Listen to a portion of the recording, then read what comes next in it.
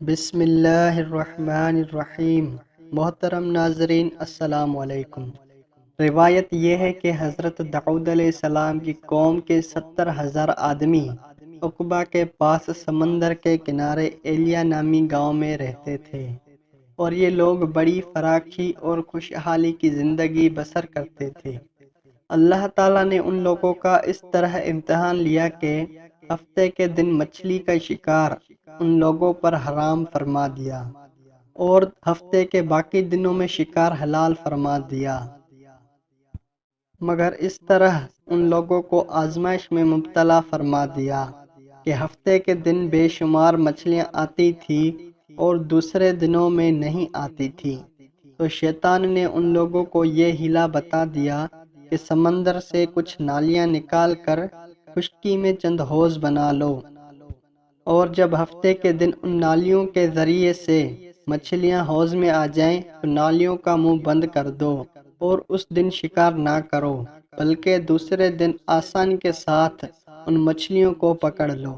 ان لوگوں کو یہ شیطانی ہیلا بازی پسند آ گئی، اور ان لوگوں نے یہ نہیں سوچا کہ جب مچھلیاں نالیوں اور حوضوں میں قید ہو جائیں گی تو یہی ان کا شکار ہو گیا۔ تو ہفتے ہی کے دن شکار کرنا پایا گیا جو ان کے لیے حرام تھا۔ اس موقع پر ان یہودیوں کے 3 گروہ ہو گئے۔ نمبر 1، کچھ لوگ ایسے تھے جو شکار کے اس شیطانی ہیلا سے منع کرتے رہے اور ناراض و بیزار ہو کر شکار سے باز رہے۔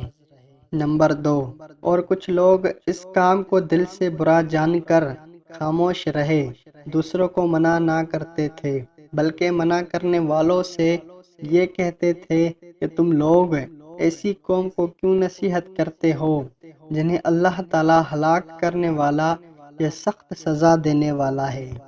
نمبر 3، اور کچھ وہ سرکش و نافرمان لوگ تھے جنہوں نے حکم اللہ عز و جل کی علانیہ مخالفت کی اور شیطان کی ہیلا بازی کو مان کر ہفتے کے دن شکار کر لیا اور ان مچھلیوں کو کھایا اور بیچا بھی۔ جب نافرمانوں نے منع کرنے کے باوجود شکار کر لیا تو منع کرنے والی جماعت نے کہا کہ اب ہم ان معصیت کاروں سے کوئی میل ملاپ نہ رکھیں گے۔ چنانچہ ان لوگوں نے گاؤں کو تقسیم کر کے درمیان میں ایک دیوار بنا لی اور آمد رفت کا ایک الگ دروازہ بھی بنا لیا۔ حضرت داؤد علیہ السلام نے غضبناک ہو کر شکار کرنے والوں پر لعنت فرما دی۔ اس کا اثر یہ ہوا کہ ایک دن خطا کاروں میں سے کوئی باہر نہیں نکلا، تو انہیں دیکھنے کے لیے کچھ لوگ دیوار پر چڑھ گئے تو کیا دیکھا کہ وہ سب بندر کی صورت میں مسخ ہو گئے ہیں۔ اب لوگ ان مجرموں کا دروازہ کھول کر اندر داخل ہوئے تو وہ بندر اپنے رشتہ داروں کو پہچانتے تھے اور ان کے پاس آ کر ان کے کپڑوں کو سونگھتے تھے اور زاروں زار روتے تھے، مگر لوگ ان بندر بن جانے والوں کو نہیں پہچانتے تھے۔ ان بندر بن جانے والوں کی تعداد 12,000 تھی۔ یہ سب 3 دن تک زندہ رہے اور اس درمیان میں کچھ بھی کھا پی نہ سکے، بلکہ یوں ہی بھوکے پیاسے سب کے سب ہلاک ہو گئے۔ شکار سے منع کرنے والا گروہ ہلاکت سے سلامت رہا۔ اور صحیح قول یہ ہے کہ دل سے برا جان کر خاموش رہنے والوں کو بھی اللہ تعالیٰ نے ہلاکت سے بچا لیا۔